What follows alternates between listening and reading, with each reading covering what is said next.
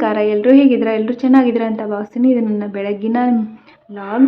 ನಾನು ಬೆಳಗ್ಗೆಯಿಂದ video start ಮಾಡ್ತಿದ್ದೀನಿ. ಒಂದು ಕಡೆ ಟೀ, ಒಂದು ಕಡೆ ಗಂಜಿ, ಒಂದು ಕಡೆ ಅನ್ನ ಇಟ್ಟು ನೆಕ್ಸ್ಟು ನಾನು ಎಗ್ ರೈಸ್ ರೆಡಿ ಮಾಡ್ತಿದ್ದೀನಿ. ಇದು ರೆಸಿಪಿ ನಿಮಗೆ ಏನೂ ತೋರಿಸ್ತಿಲ್ಲ, ಸಿಂಪಲ್ಲಾಗಿ ತೋರಿಸ್ತಿರೋದಷ್ಟೇ. ಆ್ಯಂಡ್ ಎಗ್ ರೈಸ್ ರೆಡಿ ಆಯಿತು. ಆ್ಯಂಡ್ ನನ್ನ ಹಸ್ಬೆಂಡ್ ಕೂಡ ರೆಡಿ ಆದರು. ಬಾಕ್ಸ್ಗೆ ನಾನು ಹಾಕಿ ಕೊಟ್ಟೆ. ಆ್ಯಂಡ್ ಇವಾಗ ನೋಡಿ ನನ್ನ ಮಗ ಅವನು ಕಳಿಸ್ತಾ ಇದ್ದಾನೆ ಅವ್ರ ಪಪ್ಪನ. ತಾನೇ ಮುಂದೆ ಹೋಗ್ತಾನೆ. ಹೋಗ್ಬೇಕಾದ್ರೆ ಏನೂ ಆಟ ಮಾಡಲ್ಲ, ನಾನು ಬರ್ತೀನಿ ಅಂತ. ಯಾಕೆಂದರೆ ರೂಢಿ ಮಾಡಿಬಿಟ್ಟಿದ್ದೀವಿ. ಬೆಳಗ್ಗೆ ಹೋಗುವಾಗ ಏನು ಅಷ್ಟೊಂದು ಆಟ ಮಾಡಲ್ಲ, ಸುಮ್ಮನೆ ಕಳಿಸ್ಕೊಡ್ತಾನೆ. ಒಂದೊಂದ್ಸಲ ಬಾಯ್ ಮಾಡಿ ಕಳಿಸ್ಕೊಡ್ತಾನೆ. ನೋಡ್ತಾನೆ ಒಟ್ಟಾರೆ ಅಲ್ಲಿ ಹೋಗಬೇಕಾದ್ರೆ ಅವ್ರು ಹೋಗುವಾಗ ಸುಮ್ಮನೆ ನೋಡ್ತಾ ಇರ್ತಾನೆ. ಅಲ್ಲಿಂದ ಆಮೇಲೆ ಸ್ವಲ್ಪ ಹೊತ್ತು ಅಲ್ಲೇ ಆಟ ಆಡಿಕೊಂಡು ನೆಕ್ಸ್ಟ್ ನಾನು ಮನೆಗೆ ಒಳಗೆ ಕರ್ಕೊಂಬಂದೆ. ಅಲ್ಲೇ ಒಂಚೂರು ಆಟ ಆಡಿಸ್ದೆ. ಚೆನ್ನಾಗಿ ಆಟ ಆಡ್ಕೊಂಡಿರ್ತಾನೆ ಆಟ ಆಡಿಸ್ತಾ ಇದ್ದರೆ. ಆ್ಯಂಡ್ ಇದೇ ಗ್ಯಾಪಲ್ಲಿ ನಮಗೆ ಟಿಫಿನ್ ಮಾಡಿ ಸ್ನಾನ ಮಾಡಿಸಿ ಮಲಗಿಸ್ದೆ. ಚೆನ್ನಾಗಿ ನಿದ್ದೆ ಆದಮೇಲೆ ನಾನು ಸಾಯಂಕಾಲದಿಂದ ವಿಡಿಯೋ ಕಂಟಿನ್ಯೂ ಮಾಡ್ತಿದ್ದೀನಿ.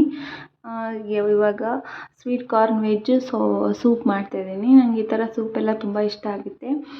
ಸೂಪ್ ಮಾಡಿಕೊಂಡು ನಾನು ನನ್ನ ಮಗ ಈ ಥರ ಕುಡಿತಾ ಇದ್ದೀವಿ ನೋಡಿ.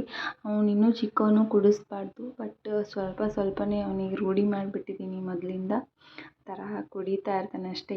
ಅಷ್ಟೊಂದೇನು ಪ್ರಾಬ್ಲಮ್ ಅಲ್ಲ ಅಂದ್ಕೊತೀನಿ ಸ್ವಲ್ಪ ಕೊಡೋದ್ರಿಂದ. ಕುಡಿತಾನೆ ಚೆನ್ನಾಗಿ, ಈ ಥರ ಇಷ್ಟಪಟ್ಟು ಕುಡಿತಾನೆ. ಆ್ಯಂಡ್ ನಾನು ಕಂಟಿನ್ಯೂ ಆಗಿ ವಿಡಿಯೋನ ನೈಟಿಂದ ಸ್ಟಾರ್ಟ್ ಮಾಡ್ತಿದ್ದೀನಿ. ನೈಟ್ ನಾನು ದೊಣ್ಣೆಮೆಣ್ಸಿನ್ಕಾಯಿ ಪಲ್ಯ ಮಾಡ್ತಿದ್ದೀನಿ. ಇದು ಕೂಡ ಸಿಂಪಲ್ಲಾಗಿ ಈರುಳ್ಳಿ ಮತ್ತು ದೊಣ್ಣೆಮೆಣ್ಸಿನ್ಕಾಯಿನ ಚೆನ್ನಾಗಿ ಎಣ್ಣೆಲಿ ಫ್ರೈ ಮಾಡಿಕೊಂಡು ನೆಕ್ಸ್ಟ್ ಅದ್ರ ಮೇಲೆ ಉಪ್ಪು, ಖಾರ, ಅರಿಶಿನ ಎಲ್ಲನೂ ಹಾಕಿ ಮತ್ತು ಶೇಂಗಾ ಪುಡಿ, ಗುರೆಳ್ಳು ಪುಡಿ ಹಾಕಿ ಮುಚ್ಚಿಟ್ಟು ಕಲಿಸ್ಕೊಂಡ್ರೆ ದೊಣ್ಣೆಮೆಣ್ಸಿನ್ಕಾಯಿ ರೆಡಿ ಆಗುತ್ತೆ. ನೆಕ್ಸ್ಟ್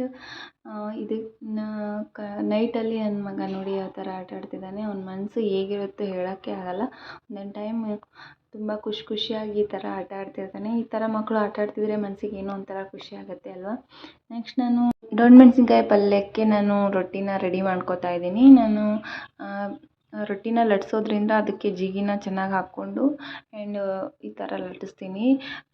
ಜಿಗಿ ಚೆನ್ನಾಗಿ ಹಾಕ್ಕೊಂಡ್ರೆ ರೊಟ್ಟಿನ ಯಾವ ಥರ ಬೇಕಾದರೂ ತೆಳ್ಳಗೆ ಮಾಡ್ಬೋದು. ಆ್ಯಂಡ್ ಇದು ಅಷ್ಟೊಂದು ನೋಡಿ ಚೆನ್ನಾಗಿ ಬಂದಿರಲ್ಲ ಕೆಲವೊಂದು ಸತಿ, ಮತ್ತೇನು ಅನ್ಕೋಕ್ಕೆ ಹೋಗಬೇಡಿ. ಯಾವ ಥರ ತೋರಿಸ್ತಿದ್ದಾಳೆ ಅಂತ. ಚೆನ್ನಾಗಿ ಸುಟ್ಕೊಡೋದು ತುಂಬ ಇಂಪಾರ್ಟೆಂಟ್. ರೊಟ್ಟಿ ಮೆತ್ತಗಾಗಬೇಕು ಅಂದರೆ. ಆ್ಯಂಡ್ ನನ್ನ ರೊಟ್ಟಿ ಆಯಿತು. ಎಲ್ರಿಗೂ ಬಾಯ್.